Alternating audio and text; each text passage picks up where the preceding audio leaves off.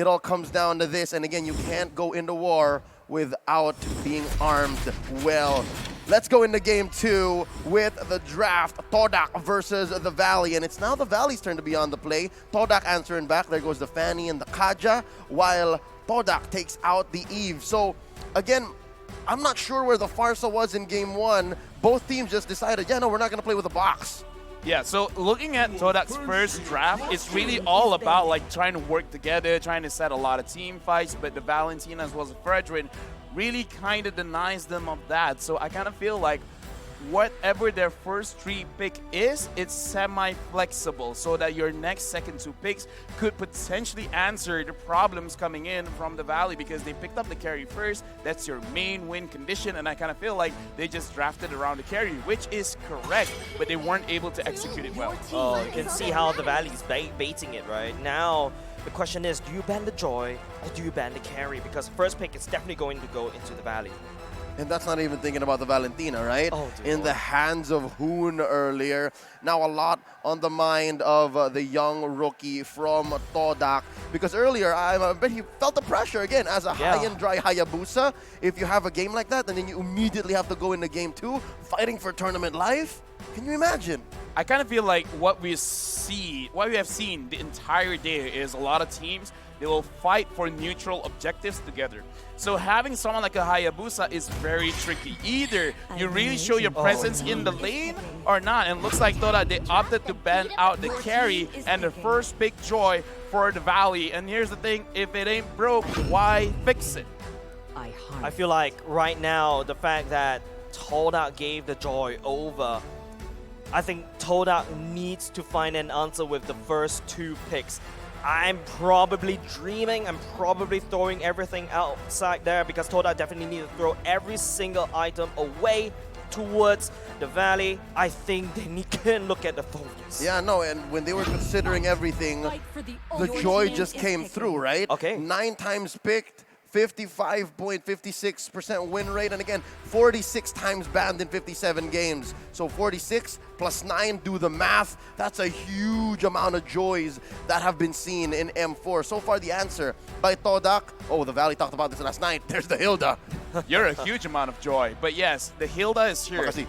But the thing is, if MOBA Zane is going for like a Fredrin, a Barats, and all those kind of heroes, it really doesn't matter that much because the Hilda is really used to fight against heroes that are early game weak towards aggression. Fredrin and Barats, they're not really that weak, and they kind of got it doubled down because Hilda as well as Valentina is okay in mid, it's okay in pressuring the jungle, but they need at least one other hero to be able to answer that. And the Valley, they could honestly answer this pretty easy with a Lilia. Just clear the lane and then fight back. So I don't think this starting part of Toda is that flexible for me. Yeah, and I want to double down on the Lilia because you have the Lolita on your side, but again, it's Todak who's going to be getting the first pick on a swing back, now going into the second phase. There goes the Ling. So far, 1 ult, all right? Chico guys can get his hands on 1 solid ult, and that's the Numenon Blast. I mean, he can only take 1 ult, so I don't see the problem here. I mean, 1 good ult. Yeah, 1 good ult, yeah. Yeah, but sometimes you see, I've seen some weird strategies coming out from my region is that if you see a Valentina on the other side, you kind of want to confuse the Valentina which ult to take, right? So right now, I feel like Super Shark's Lolita Luminon Blast, that ult is too juicy for the side of Todak. So, but this is the comfort hero of the Valley. So what I feel like what the Valley could do is to try to use as a secondary engage to force Shiku to use the Luminon Blast early. So it's going to be like a Mexican stand down, right? Like, who's going to use the Luminon Blast first will lose. Malaysian standoff. I want to see if Toda actually bans out the Akai because I kind of feel like actually, no. Letting Akai go would be pretty good because having an option between the Hurricane Dance, okay, never mind. I know them, they would ban out the Akai. Like, I know them, but I'm trying to think, like, actually, it wouldn't be that bad. But you know what? Better be safe because this could potentially be the last game. So yeah, ban out the Akai. Good respect for MOBA Zane as well. Yep, a lot on the board left, though, for MOBA Zane. Again, heroes like Martis. Leomord performed very well for Incendio Supremacy earlier tonight. Yep. Please don't remind me. Sorry. There you go. But let me just run you down the reason why Leomord looks really good, right? If you want to draft a Leomord into your draft, you need someone to basically do the first initial damage, right? Like big mega burst, like the likes of the Farsa with the Feather Airstrike. The Yi could also help with the slow DOT, and then you allow the Leomord to just ride in, just sweep everybody up. But from the side of the Valley, currently, I don't see like that big mega burst. So Not yet. Not yet, but I don't expect a Leomord for now. All right, so given that Formaze still doesn't have a hero, but again, that Hilda could switch up, Todak picks up the Lunox, and I think this is their way of just covering up the fact that they see, all right, Mobazane, eyes on you. You might pick up a tank jungler here. I feel like a Farsa may come out from the side of the Valley because, you know, the Yuzhong has been getting banned away as well. I feel like that's something that you will pull out if there's no big black dragon coming to threaten the Feather Airstrike. So I'm thinking the Valley is leaning towards there now. Okay, so here's the thing. They pick up a Lunox, sure. Strong hero, great, love it. But again, focus on Super Shark. Try to time when you go in when Super Shark shield is down because he could potentially result your damage to absolutely nothing. And look at the draft from Toda. They want to skill for a little bit. So it looks like here Mobazane is going for the Barats with a 100% win rate, and Hoon is picking up the Fermis. So this is almost like what Toda wanted to do, except the junglers way of playing is a little bit different. They still want to clump up. They still want to protect their main damage dealers. But in this kind of situation, Toda, they got to make sure that they time it right because they could get punished very, very heavily. What? And an Esmeralda. I mean, that's the shields on the Joy that they're eating up. So I guess Formaze now wants a better matchup against Fight Chicken. So, you know, healing old wounds immediately from game 1 to game 2. Now, with that being said, Lunox going into the Barats, Lunox going into the Lolita. I actually want the Farsa. I'm once been twice shy with this Faramis. Yeah. I feel like looking at what the final pick from the side of Toda, Esmeralda feels like that last resort coming out from Toda. And I really hope it's not the last resort. I kind of feel like the way that the idea is that Esmeralda, except for her ult, isn't really reliant on getting all those crazy skill shots. So it's much more reliable going up against the Joy. And White Chicken himself has proved that the Esmeralda is actually really good. As long as you're not fighting against an EXP laner that kind of chunks you down so hard in the early stages of the match. So this could be a fine matchup in the EXP. And I'm hoping it is because this could possibly be the last game in this best of 3. Match point for the North American representatives. This is the Valley versus Todak. Looking at the early rotations, it's a mirror start, orange to orange. Yeah, lots of things on the line right here for our Malaysian fans. Almost from the side of the North American region, they're holding their heads up high, but Yumski is here to wreak some havoc. It looks like he's not really going to get much because Mobazane did see him coming through, use the retribution on time, and I don't think in this early stage it really matters that much because what Toda wants to do for this time in particular is not really to punish heavily inside the jungle. It's more about delaying the fights because you have a lot of members that really want to scale up. Honestly, even the Esmeralda. So I kind of feel like what Yumski is doing is just to let everyone know, okay, you see Mobazane, he's here. You see Super Shark, he's here. You guys are not going to get surprised, so just make sure you guys farm up safely. Yep, one small issue I do have looking at Todak's lineup is expect to see a lot of Radiant armor, expect to see a lot of tough boots, because their only real main source of reliable physical damage is Rival. Yeah, but also another thing that we kind of forgot is that Esmeralda might do very well against the Joy because every time the dash applies and when she's using the skill, those provide shields which Formaze could actually use. Exactly. And now Yumski, a little bit overloaded. He's trying to stop a little bit too much across the map, and this allows Rival though to cross over. Look, he's taking a small camp. Well, right now, looking at his emblem choice, he really does have to farm out a little bit fast. So in this game, Toda is not going to do anything until like 6 minutes of the match. Once they got 2 items, then they can go in. Oh, White Chicken going in already. It doesn't really have the ultimate as well. Now he actually have the ultimate. He's looking for some form of fight, but just waiting for the dash cooldown. But look at Formaze. He knows exactly where White Chicken is going. Mobile Zane still working on a turtle for now. Formaze, okay, the dash committed. Yumski, look at how the members of Todak split apart, just providing so much vision all across the map. The valley feels exposed. They give up the turtle for now. Right now, look at Ling, look at Rival. He understands, like, it's really gonna waste a lot of time trying to farm, but Super Shark smells it out and stopping Rival from getting the farm. And this is what Toda has to do, and the Valley, it looks like they completely understand what Toda wants to do. So no surprises for anyone. Yumski, did he actually get it? No, he did not. I don't think so. That's Yumski. I think that's the ultimate being used just to make sure that he tried to create some havoc. But because of Yumski being so annoying in the enemy jungle, the Valley, I think they've got their hands full, right? They cannot hard invade this lane, allowing Rival to just scale and hopefully get the items required to go into the turtle fights. This is quite uncharacteristic compared to game number 1. We're 3 minutes in, not even a first blood. And of course, Rival here bought enough time for the rest of the map to go into a stalemate and get that first turtle. Yumski catches Hoon. Oh, he's trapped between 3 members. Oh, that's the Bermuda triangle from the side of the NA region is going to be... Oh, Yumski gets swallowed out right into the wall, giving the kill over the Basic. What a play. It's basically Mobile Zane giving free food for Basic to scale.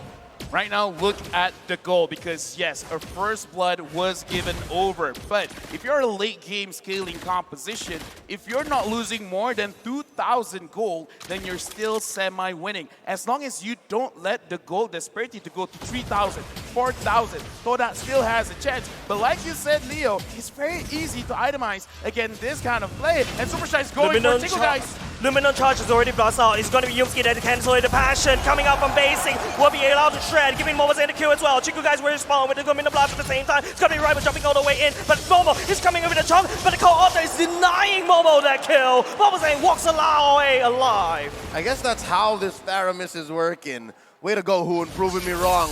It wasn't really used for more DPS because their DPS is in the form of the peel. Off of MOBA Zane, off of Super Shark, and we haven't really seen much of White Chicken. Lafell, you've been watching the minimap. What's happening up top? Actually, quite interesting enough here. Looking at the way Esmeralda or Formaze is setting up his own emblem set, movement speed is very normal, but he's actually putting a lot of healing for himself. So he's really trying to make sure that the early stage of the game, he's not going to get punished a lot. So that's why we can see that both EXP laners, they're just cutting a lot, but not really moving all across the map because they understand we just want to farm. Yep, and we're still waiting for that rubber band. Again, the fact that Todak is playing a late game lineup against the Valley, who wants to go early on. We're looking for a mid-game power spike here. I guess that's what Yumski's working up towards. 2 deaths, that really doesn't mean much for this Malaysian Hilda. Now, second turtle already spawned up. Wow! Wow, the quick middle blast start! flicker. Yumski gets caught out. It's going to be Hoon zoning it all away. Rival is already there, but Mobile Zane will still secure the turtle for now at the same time. Mobile Zane just, I don't know what he's doing. He's basically showing who's boss. And he is. This Barats is just standing there. He's rocking that Demon Slayer emblem, and it's working wonders.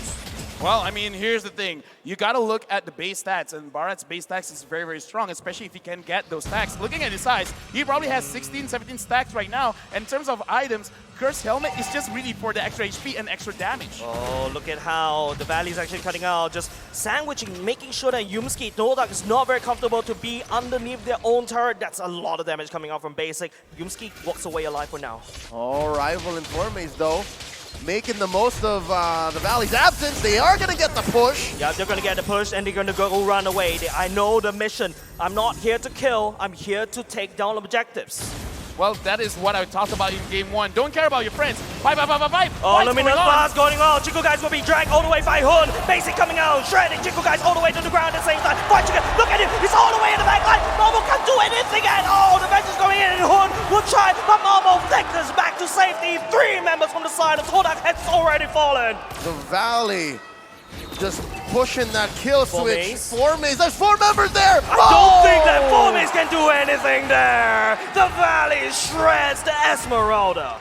Right now, Tora, they gotta slow down because they're already giving up 1.6k, 1.5k. They've been losing on a lot whenever they're going for the team fights. They gotta calm down. They gotta understand. They gotta split the map. They gotta open the map up. Do what they did just now in mid. Separate everyone. Don't let the Valley fight. And so far, the way that Todak is responding to the Valley's aggression is just quelled by MOBA Zayn, who was, again, I mentioned earlier, grown so much since the last time we saw him on the world stage. He's currently #1 as a tank jungler. At M4, he's taken about an average of 7,394 damage per minute in the world stage alone. So that's what's standing in the way of Rival.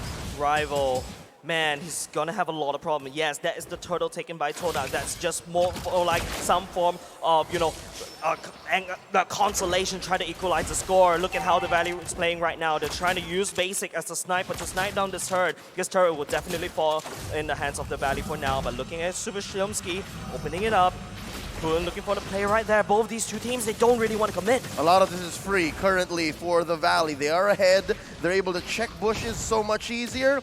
And so far, what's it looking like? Again, Lafel, you mentioned, if they're at least 2K-ish ahead, they're semi-okay. Yeah, right now they're still semi-okay because Rival has the items, but will he die here? No, he should be able to leave. Looking at the itemization from Joy, it's already looking like quite a nuisance. Genius one, and right now Momo has to run away. Yeah, Momo will be able to run away. Basic, the random shot doesn't really be able to connect. Todak really looking for some pickups right here, but I don't think they can find any pickups. Todak is defaulting to just pushing down turrets left, right, center. All right, good news, bad news. For Todak, the fact that the Valley isn't as aggressive anymore is a good thing, but bad news! Caught in a very bad place, and that is the base of the enemy, but he's will be able to walk away like a boss, but Flying Chicken, even with the dashes, will not be able to connect and chase Todak down. Again, move around the map, avoid the fights. Fights are for nerds, all right? Just look for objectives.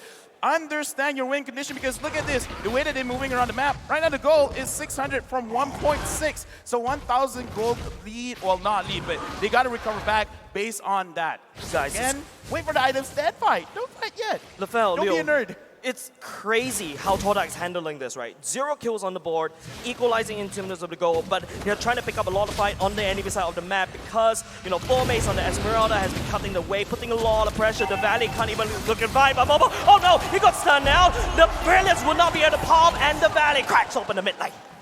And now this makes this Lord all the more juicy, all the more safer. Look at Yumski, the position. He's gonna do barely bother Basic and the rest of the gang. Look at how much Hoon is doing to look for a pull. Not exactly gonna work out. No, Chico guys. Oh, 1v1. Oh, it doesn't look very good for Chico guys to be on blast. Oh, what the blow play! Coming over Chico guys! It flickers all across the wall, but unfortunately that is not enough. The fight ensues as the Valley, they're trying to talk down the Lord, but will be distracted by Todak. 2 members already go down, the Lord resets. I'm just as confused. What's going on? So I think what really happened was that the Valley, they were really focused on the Lord. The Lord chunked them down quite a bit. So what really happened is that Yumski just goes in, adds some stacks to his ult, and then just slams down onto Basic. He died because he took a little bit too much damage from the Lord.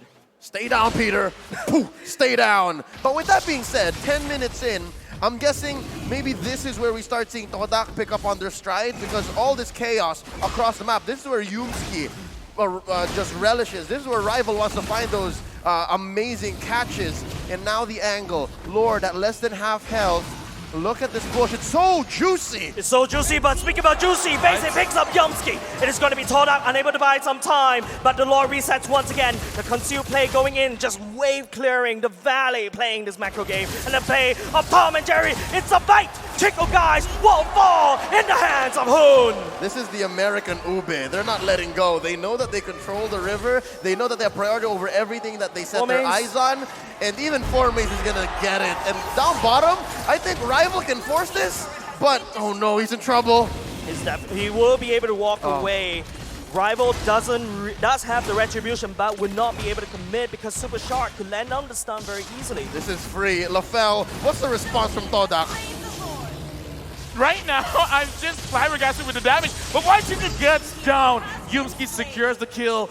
Okay, here's the thing, right? Is it really just basic? Because the amount of damage going over to Toda is a little bit too much. He has 2 penetration items with the Hunt Strike as well as the Malefic Roar. Looking at Toda, they kind of have a lot of armor, so I kind of understand why the damage is so big. So they gotta really respect basics damage because Yumski tried, Formaze tried, they cannot tank, and Rival is You see that? invisible! You see that?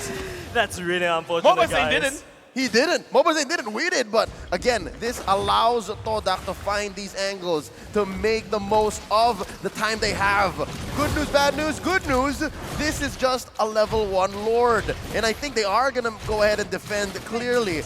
Bad news is Basic is just feeling it. Basic just found his stride. Basic is going to use every little bit of space that Hoon and Shark buy for him. And best believe, soon enough, these inhibitors are going to be in trouble. This game of Tom and Jerry, just Toda just running away as you come in, trying to stomp down on this cockroaches there, would not refuse to die. It's going to be Formaze charging out. Basic is still in the right way, but look at the base of the Valley. It's going to be the Link all the way at the backside, and now it's Toda desperately trying to stall time. Basic picks up Chiku guys at the same time for now, but it's going to be Rival cracking down the bottom lane. Come Look on, at the Valley. Observer, please. Look at the base. It's going to be Rival. The backdoor unsuccessful.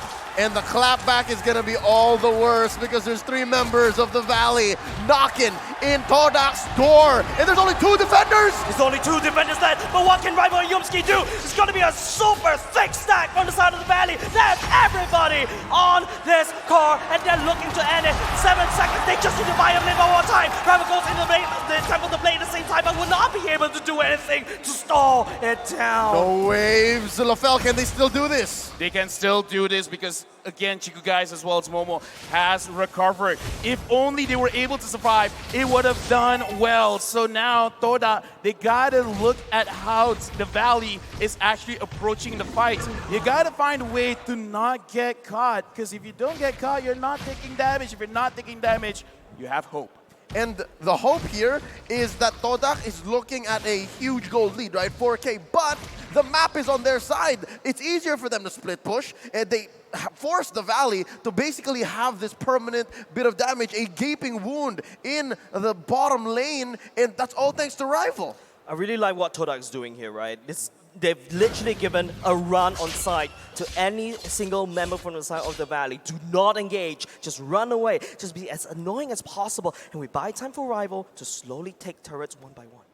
Like I said, don't care about your friends, don't care about your friends right now. Rival's going up against White Chica, but it's not a 1v1. It's a 1v2. Yeah. And looks like White Chica still got the kill. What?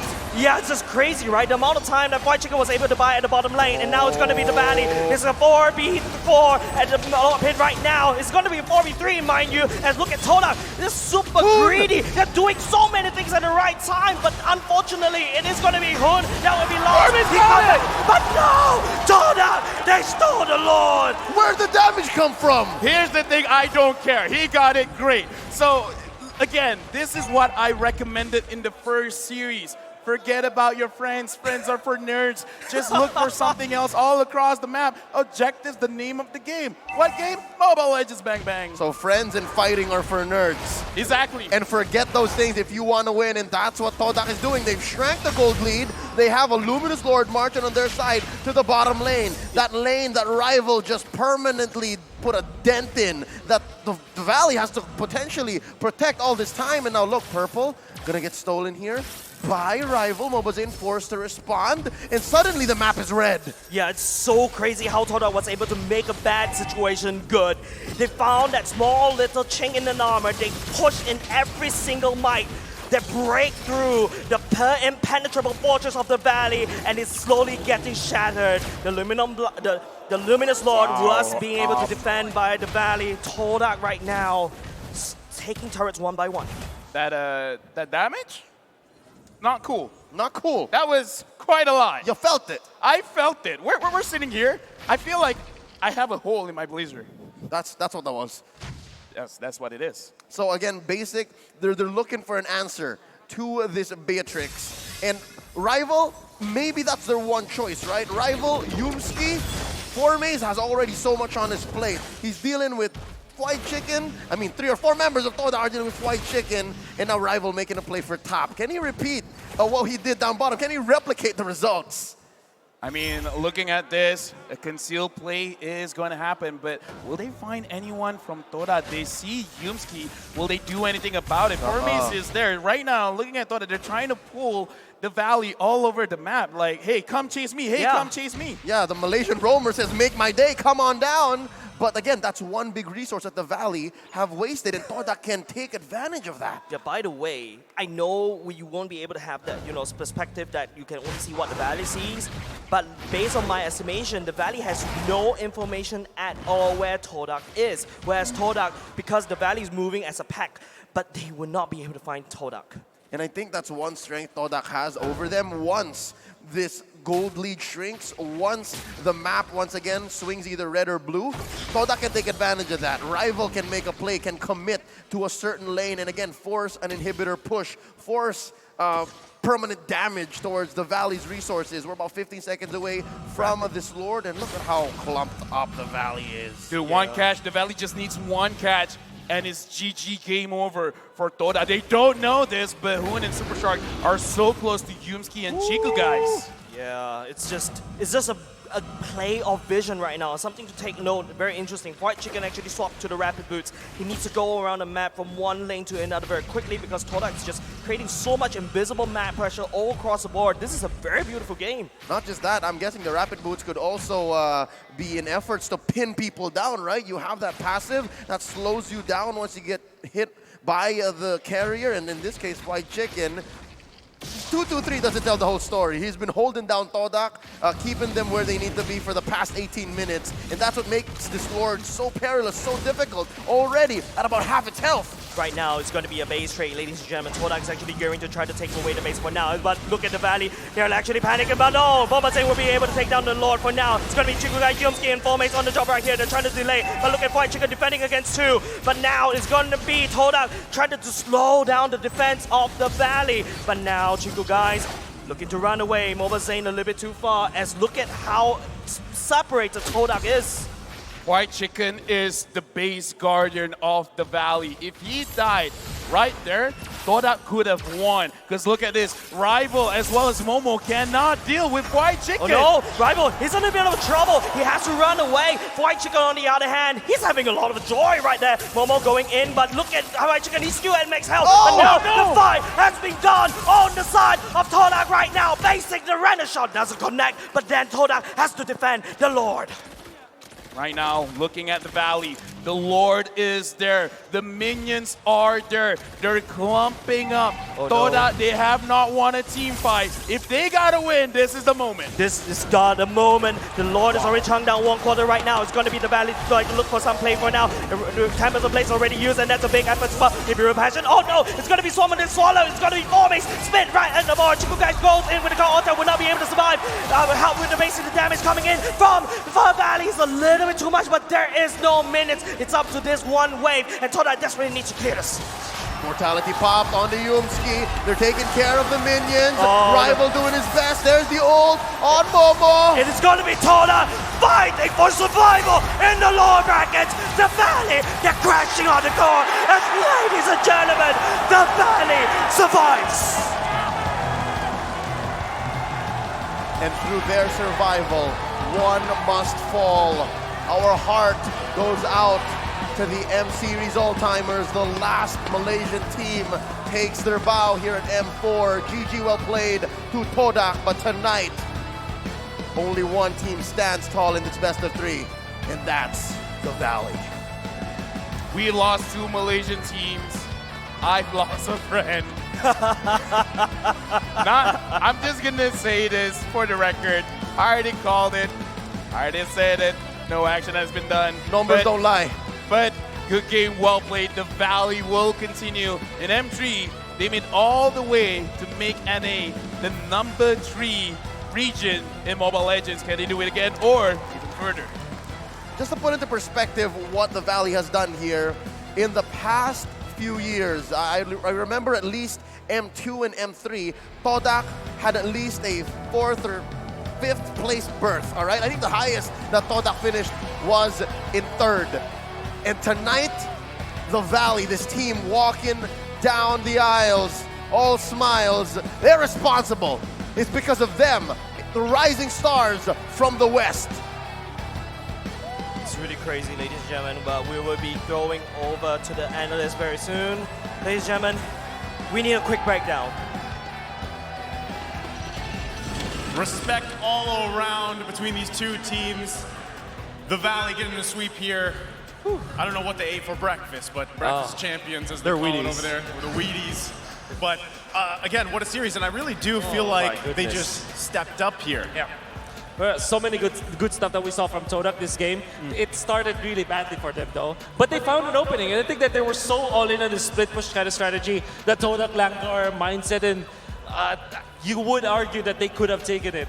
However, it was the Valley in the end, and I'm very sorry about my Malaysian friends out there. I guess my friend is Trex now. We're besties. We are besties. Let's do it. Okay. That's right. I do have to say, Todak, like, I think everyone was on the edge of their their seats during that rival push, and even from that moment on, they had a lot of control over the map. I mean, the Valley was just able to get the answer, able to get that last Lord, but if they didn't rotate Fried Chicken up to that top lane, it could have been an easy finish. Great point, because it was looking a little dicey there, right? I mean, Rival was doing that work on that Ling. He was pushing that bottom lane there. And there was a moment, I mean, that's really where the pressure started.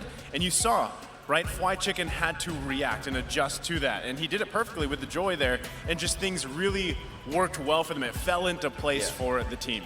Great troubleshooting coming out from Fried Chicken, because there was a time where he was defeated, actually outplayed by Rival eventually, but that only happened once. The next time he did try to defend the lane, he wasn't actually very deep into the lane unless he found where the Ling and the Esmeralda is. You'll notice he is actually very near the turret, was trying to defend it as much as possible, and very smartly, he's trying not to die, and then made a lot of impact in the late stages of the game. Man, you can see, you know, the smiles led by Zane here. They got to be feeling good because, you know, there was doubts, I would say. It just clicked. Yeah. Top 8. Top eight. That's all I wanted. You know, the journey, now they're in the top 8. But again, just, it's all smiles for them because, again, the doubts that were on the Valley early on, the struggles that they had to the group stages, to now where they are. I mean, as we take a look at the items here at Trex, anything that you really want to point out, because, you know, across the board, again, just like game 1, the whole team hold their weight.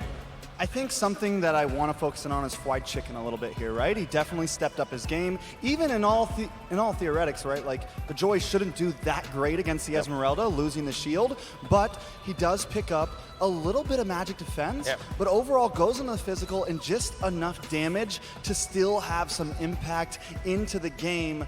Now, overall, if I keep going through these items, I don't want to sound too crazy. Wolf is the real item genius. You know, Super Shark already building up so much of a magic defense in the department, and you have to understand this Radiant Armors was so clutch in many points of this game. This will be the anti-Lunox, anti-Esmeralda defense that they have, and most of the damage out from Team Todak are actually magic-based. Only the Link can deal the physical damage, and having this kind of bulky Lolita in the front lines and side laners that are also very tanky. By the way, Mobazane didn't die this game. Yeah, he didn't die at all, and also, you know, this time, this Fairness obviously working with the lineup here, Hoon having 12 assists, working so well for them. And the fact that from game to game, Basic just had an amazing game all around, right? Whether it was the Brody, the Beatrix, things working out so well for him. But again, this is usually where you see that support from your team really set you up for success. And I feel like that's exactly what happened here for Basic. Definitely for Basic. I mean, we've just seen him on fire, but also Hoon as well. In game 1, the Fermis went to the side of Todak, right? And we all thought it was kind of a rough pick after the Valentina. This time they do literally the same exact thing, but Hoon uses it in great defense measures in the beginning of the game, but then as they creep into the mid to the late, he uses it as an aggression with that Cult Altar. And paired up with the Barats, I think that was the thing that really helped them press a lot of those team fights. It's very difficult to play the Lunox with this kind of strategy where you have a lot of sustain. With Lunox, you want to destroy them with your Lunox bomb combo, the Ruby DD combo that we're talking about. And I would also want to say about Hoon, his usage of the Shadow Stampede, the way he's able to like snag people into their zone was actually amazing. But the man of the hour, Basic, I definitely agree with this one. did. That's not basic. That's him, right? I don't know who. It's a I don't know joke. who that is, but that man is a monster. Aliens have is. invaded the body, and right now he has been playing like a god the past 2 days. I agree. Hey, I you think gotta it'll admit, go. I mean, people have said a lot of things about Basic, right? Up to this point in the M4 tournament. Well, now that you've had this series and it's against a team like Todak, maybe that's gonna quiet some of the doubters, right? Yeah. But still, what an amazing game for him, Wolf. Definitely amazing. There were so many moments where he should not be like surviving it, but the usage of the tactical repositioning as well as the flicker, and the fact that he went for Athena shield so that he will not be bursted down by the Lunox, and then eventually going for Has Claw so that he can survive afterwards. Such an amazing display of usage of the Matrix and positioning coming out from Prime and Basic himself. All over the map around the 5 minute to 10 minute mark because the Valley allowed him to do so. Most definitely, and also this is around that 8 minute mark. You see the importance over that Lord pit and just being a part of the team here. But even all the way back to the XP lane, literally everywhere. And this is where I think when we really start to see them clump up, right? After that 5 minute mark, once the Lord comes in, and he is just following his team around and backing them up to every measure.